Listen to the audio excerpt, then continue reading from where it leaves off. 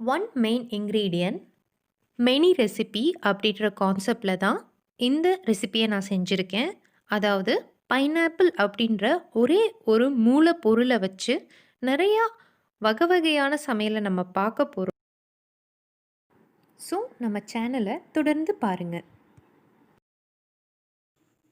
Pasta பிரியர்களுக்கு ஒரு good news. நம்ம நிறைய டைம் பாஸ்தா சாப்பிட்லான்னு ஆசைப்பட்டாலும் அது அன்ஹெல்தியாக இருக்கும் அப்படின்ட்டு நம்ம ஸ்கிப் பண்ணியிருப்போம். இப்போ தான் டயட்டு, கொரோனா அது இதுன்னு நிறையா விஷயம் இருக்கே. ஸோ இனி பயம் இல்லாமல் பாஸ்தா டேஸ்ட்டை நீங்கள் என்ஜாய் பண்ணலாம். எப்படின்னு பார்க்குறீங்களா? அதுதான் இன்றைக்கி நம்ம பார்க்க போகிற பன்னீர் பைனாப்பிள் சாலட். இது முழுக்க முழுக்க முழுக்க பாஸ்தாவோட டேஸ்ட்டில் ஆனால் எல்லா நியூட்ரிஷனும் நிறைஞ்ச ஒரு டிஷ் தான் இது.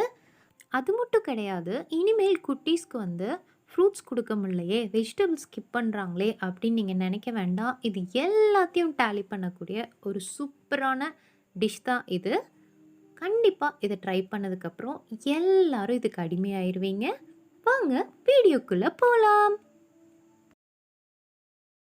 நம்மளோட ஃபர்ஸ்ட் இன்க்ரீடியன்ட் பன்னீர் 200 கிராம்ஸ் எடுத்திருக்கேன். நல்லா க்யூப் ஷேப்பில் வெட்டி வச்சுருக்கேன். ரெண்டாவது பைனாப்பிள் 200 கிராம்ஸ் பன்னீர் அப்படின்றனால அதே ரேஷியோவில் 200 கிராம்ஸ்க்கு நான் பைனாப்பிள் எடுத்து வச்சுருக்கேன். உங்களுக்கு பைனாப்பிள் ஃப்ளேவர் பிடிக்காதவங்க இதோட லெவலை நீங்கள் குறைச்சிக்கலாம். அப்புறம் கேப்சிகம், குடமிளகாய், இதை நல்லா ட்ரையாங்கிள் ஷேப்பில் வெட்டி வச்சுருக்கேன். இதை ஒரு 10 to 15 பீசஸாக, அதாவது 50 கிராம்ஸ்க்கு கிட்ட எடுத்து வச்சுருக்கேன். அதுக்கப்புறம் கேபேஜ், முட்டைக்கோஸ் ஃபுல்லாக தேவையில்லை, சும்மா இந்த மாதிரி லீஃபாக நல்லா கழுவிட்டு எடுத்துக்கோங்க. ஒரு 3லேருந்து 4 வரைக்கும் நல்லா இந்த சைஸில் பெருசாக எடுத்துக்கோங்க, போதும்.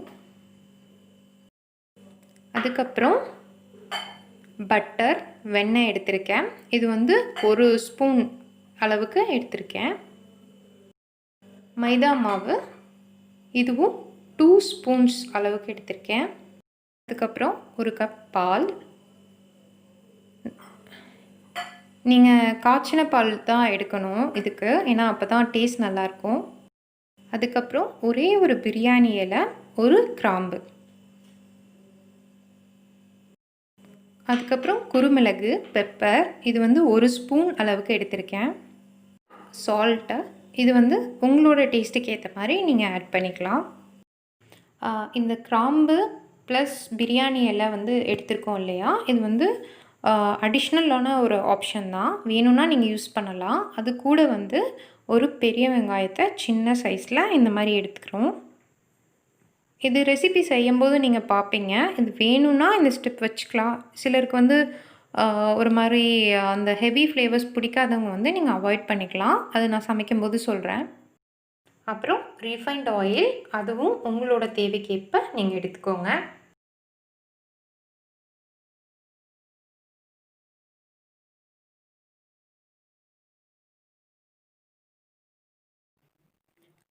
இப்போது நமக்கு தேவையான இன்க்ரீடியன்ட்ஸ் எல்லாத்தையும் பார்த்தாச்சு.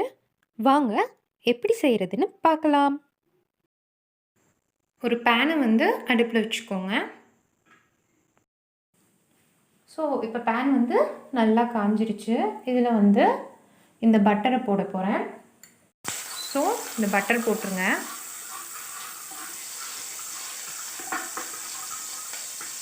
நல்லா பட்டர் உருகிற வரைக்கும் லைட்டாக சிம்மில் வச்சு இந்த மாதிரி பண்ணிக்கோங்க. இது கூட 2 ஸ்பூன் மைதா மாவு,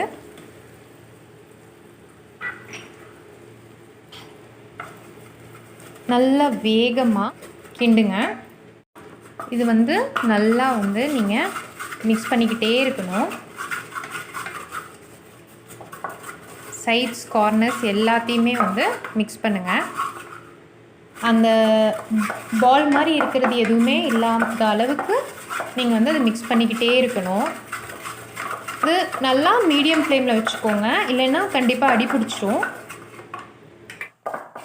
ஸோ இப்போது இந்த அளவுக்கு ஆனதுக்கப்புறமா இதில் நம்ம இந்த பாலை வந்து ஆட் பண்ணணும்.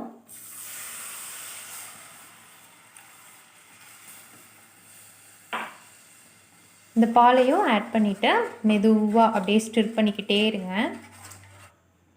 இப்போது ஃப்ளேமை வந்து கொஞ்சம் இன்க்ரீஸ் பண்ணிக்கோங்க. நமக்கு வந்து நம்ம இது வந்து ஒயிட் சாஸ் ப்ரிப்பேர் பண்ணிகிட்ருக்கோம். ஸோ அந்த சாஸோட டென்சிட்டி வர வரைக்கும் இதை நம்ம வந்து இந்த மாதிரி மிக்ஸ் பண்ணிக்கிட்டே இருக்கணும். நல்லா இந்த மாதிரி ஒரு கரண்டியாக எடுத்துக்கோங்க. அப்போ தான் உங்களுக்கு வந்து அந்த மிக்சிங் ப்ராசஸ் வந்து கொஞ்சம் ஈஸியாக இருக்கும். ஒரு 2 to 3 minutes ஆகும் டென்சிட்டி ஆகுறதுக்கு. இங்கே பாருங்கள், இப்போவே டென்சிட்டி ஆகிட்டுருக்கு. ஓகே, இந்த டைமில் திரும்ப வந்து மீடியம் ஃப்ளேமை வந்து கம்மி பண்ணிக்கோங்க. கம்மி பண்ணிவிட்டு இப்போ நான் சொல்ல போகிற ஐட்டம் வந்து கம்ப்ளீட்டாக ஆப்ஷனல் தான். ஒரு பிரியாணி இலை, ஒரு பெரிய வெங்காயம் சின்ன சைஸாக எடுத்துக்கோங்க, அப்புறம் கிராம்பு, 3 போட்டு இது கூட நல்லா கிண்டிக்கோங்க. லோ ஃப்ளேம்லேயே வச்சு கிண்டுங்க. இது வந்து உங்களுக்கு லைட்டாக வந்து இந்த ஒயிட் சாஸ் வந்து திகட்டும். ஸோ உங்களுக்கு அந்த மாதிரி திகட்டாமல் இருக்கிறதுக்காக தான் இதை ஆட் பண்ணுவாங்க. சிலருக்கு வந்து இந்த ஆனியன் ஃப்ளேவர் பிடிக்காது. அவங்க எல்லாருமே வந்து இந்த பாட்டை டோட்டலாக நீங்கள் ஸ்கிப் பண்ணிக்கலாம். இது போடவே இல்லைன்னாலுமே அது வந்து சூப்பர் டேஸ்ட்டாக தான் இருக்கும். அதுக்கப்புறம் சால்ட்டு நான் ரொம்ப கம்மியாக தான் போட போகிறேன். ரொம்ப கம்மியான குவான்டிட்டியாக எடுத்திருக்கேன். போட்டுட்டு வேணால் நம்ம ஆட் பண்ணிக்கலாம். ஸோ இதையும் மிக்ஸ் பண்ணிக்கிட்டே இருங்க. நீங்கள் கொஞ்சம் கேப் விட்டிங்கன்னா கூட அது வந்து பிடிக்க ஆரம்பிச்சிரும். இப்போ பாருங்கள், கன்சிஸ்டன்சி ஓரளவுக்கு வந்துருச்சு. அந்த பிரியாணி எல்லாம் வாசமே வந்து வேறு லெவலில் இதை கொண்டு போகுது. பாருங்கள், நல்ல க்ரீமியான ஒரு கன்சிஸ்டன்சிக்கு வந்துருச்சு. இன்னமும் எனக்கு கொஞ்சம் டென்ஸாக வேணும். ஸோ அதனால் வந்து நான் இந்த மாதிரி மிக்ஸ் பண்ணுறேன். இது கூட பெப்பர், மிளகு பொடி உங்களோட ஃப்ளேவருக்கு ஏற்ற மாதிரி ஆட் பண்ணிக்கோங்க.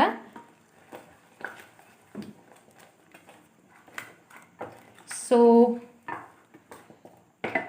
இப்போது நம்மளோட கன்சிஸ்டன்சி இப்படி தான் இருக்குது.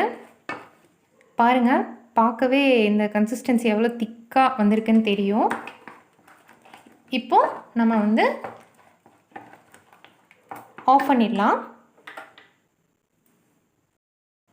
இதில் டிப்ஸ் சொல்லித்தரேன். என்ன அப்படின்னா, சப்போஸ் உங்களுக்கு இது ரொம்ப திக்காக இருக்குது, எனக்கு வந்து இன்னும் கொஞ்சம் க்ரீமியாக இருக்கணும்னு தோணுச்சு அப்படின்னா நீங்கள் இன்னும் கொஞ்சம் லைட்டாக பாலை ஆட் பண்ணிக்கோங்க.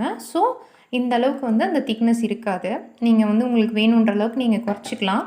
சப்போஸ் எனக்கு ரொம்ப தண்ணியாக இருக்குது, டைம் கம்மியாக இருக்குது, ஆனால் எனக்கு இன்னும் கொஞ்சம் டென்ஸாக வேணும்னா இன்னும் கொஞ்சம் மைதா மாவை ஆட் பண்ணிக்கோங்க.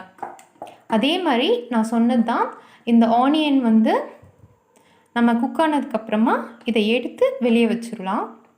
இது வந்து இது கூடயே இருக்காது, சும்மா அந்த ஃப்ளேவருக்காக தான் நம்ம வச்சுருக்கோம். இப்போ இது எல்லாத்தையும் எடுத்துடலாம். ஸோ இப்போ உங்களுக்கு வந்து நான் ஒயிட் சாஸ் எப்படி செய்கிறதுன்னு சொல்லி கொடுத்துருக்கேன். இந்த ஒயிட் சாஸ் வந்து பாஸ்தாக்காக இருக்கட்டும், நிறையா இட்டாலியன் டிஷ்ஷஸாக இருக்கட்டும், இது எல்லாத்துக்குமே வந்து இந்த ஒயிட் சாஸ் தான் பேஸு. இந்த சாலடுக்கு வந்து இந்த டென்சிட்டி வந்து ரொம்ப ஜாஸ்தி. ஸோ நான் உங்களுக்கு சொன்ன மாதிரி இதோட டென்சிட்டியை வந்து சாலட்டோட ரேஷியோவுக்கு நான் மாற்ற போகிறேன். திரும்ப ஸ்டவ்வை வந்து நான் மீடியம் ஃப்ளேமில் வச்சுட்டு கொஞ்சம் மில்க் ஆட் பண்ணுறேன்.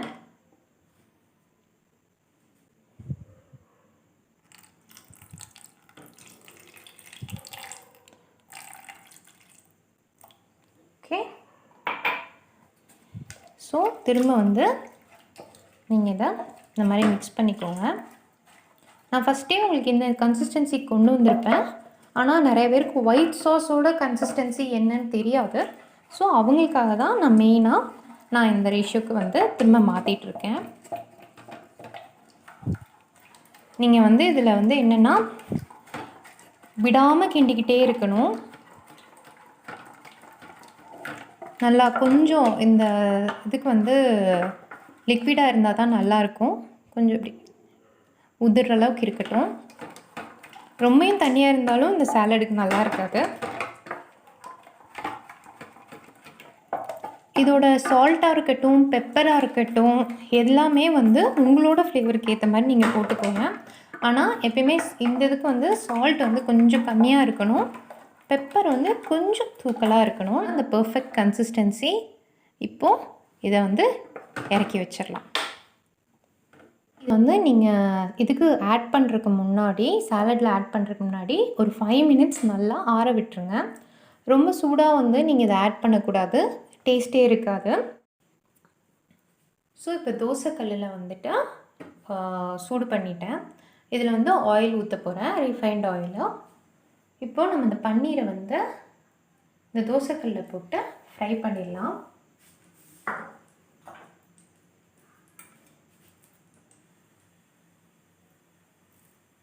ஸோ நான் வந்து அப்போ வெட்டி வச்சுருக்க பன்னீரை இப்போ ரோஸ்ட் பண்ண போகிறேன் ஆயிலில். மறந்து கூட நீங்கள் வந்து கீயில் வந்து இதை ஃப்ரை பண்ணிடாதீங்க. ஏன் அப்படின்னா இது ரொம்ப திகட்ட ஆரம்பிச்சிடும். ஏன்னா நம்ம ஆல்ரெடி நம்ம ஒயிட் சாஸில் வந்து பட்டர் ஆட் பண்ணியிருக்கோம், அதனால கீ ஆட் பண்ணாதீங்க. இப்போது பன்னீர் எல்லாத்தையும் ப்ளேஸ் பண்ணிடலாம்.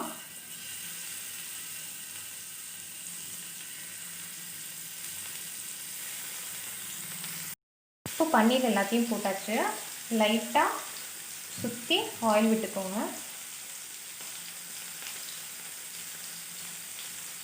ஒரு சைடு வெந்ததுக்கு அப்புறமா நம்ம திருப்பி இன்னொரு பக்கம் போட்டுக்கலாம். இப்போ திருப்பி பார்க்கலாம்.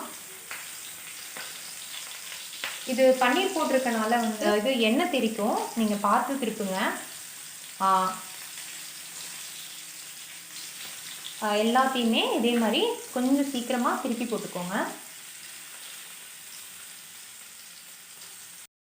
ஸோ இந்த அளவுக்கு நீங்கள் ரொம்ப ரோஸ்ட் பண்ண வேண்டாம், லைட்டாக அந்த ப்ரௌன் ஷேடு, அந்த எல்லோ ஷேடாக வரும்போதே திருப்பி போட்டுக்கோங்க. இந்த மாதிரி இருக்கும்போதே. இப்போது இந்த சைடு நல்லா வெந்துருச்சு. அடுத்த சைடு நம்ம திருப்பி போட்டிருக்கோம். இப்போ அது எவ்வளோ வெந்திருக்குன்னு பார்க்கலாம். ஸோ இப்போ திருப்பி போட்டாச்சு, அடுத்த பக்கம் வேகட்டும்.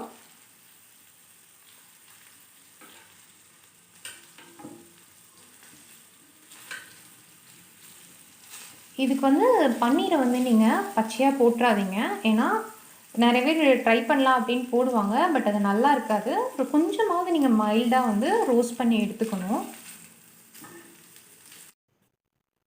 அப்போ நம்ம எடுத்து வச்சுருந்த கேபேஜை இந்த மாதிரி ரொம்ப சின்ன சின்ன பீஸாக எடுத்து வச்சுக்கோங்க. இதை வந்து ஒரு பெரிய மிக்சிங் பவுல் இல்லைன்னா ஒரு பெரிய பாத்திரத்தில் வந்து எடுத்து போட்டுக்கோங்க. இது கூட தான் வந்து நம்ம மற்ற இன்க்ரீடியன்ட்ஸையும் இப்போது மிக்ஸ் பண்ண போகிறோம். ஸோ இந்த பவுலில் வந்து இப்போ நம்ம வந்து இந்த பன்னீரை ஆட் பண்ண போகிறோம். பன்னீரை ஆட் பண்ணியாச்சு. இது கூட வந்து வெட்டி வச்சுருக்க கேப்சிகம், பைனாப்பிள் ஆட் பண்ணிக்கோங்க. இது கூட வந்து நம்ம சாஸையும் ஆட் பண்ணிக்கலாம்.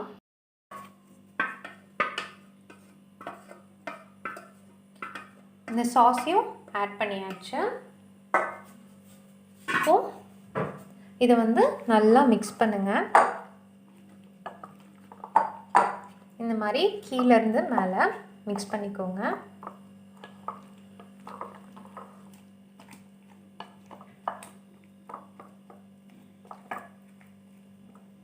இப்போது உங்கள் சர்விங் பவுலுக்கு இதை மாற்றிக்கோங்க. ரொம்பவே டேஸ்டியான யம்மியான ஒரு சாலட் வந்து ரெடி. இந்த வீடியோ கூட என்னோடய போயமும் அட்டாச் பண்ணியிருக்கேன், பாருங்கள். பார்த்துட்டு உங்களுக்கு தோன்ற கமெண்ட்ஸை கீழே கமெண்ட் செக்ஷனில் ஷேர் பண்ணுங்கள். மறக்காமல் நிச்சயமாக வரக்கூடிய ஃபெஸ்டிவல் டைமில் வந்து இந்த டிஷ்ஷஸ் செய்யுங்க. வீட்டுக்கு வர கெஸ்ட்டாக இருக்கட்டும், நம்ம வீட்டில் இருக்கிறவங்களா இருக்கட்டும், கண்டிப்பாக இதை ரொம்ப ரொம்ப ரொம்ப விரும்புவாங்க. நீங்கள் ட்ரை பண்ணிவிட்டு உங்களுக்கு எப்படி இது வந்திருக்குன்ட்டு கமெண்ட் செக்ஷனில் நீங்கள் எனக்கு சொல்லுங்கள். Thank you so much. இந்த வீடியோ உங்களுக்கு பிடிச்சிருக்குன்னா லைக் பண்ணுங்கள், ஷேர் பண்ணுங்கள், கமெண்ட் பண்ணுங்கள், மறக்காமல் சப்ஸ்கிரைப் பண்ணுங்கள். கூடவே இந்த பெல் ஐக்கானையும் ப்ரெஸ் பண்ணுங்கள்.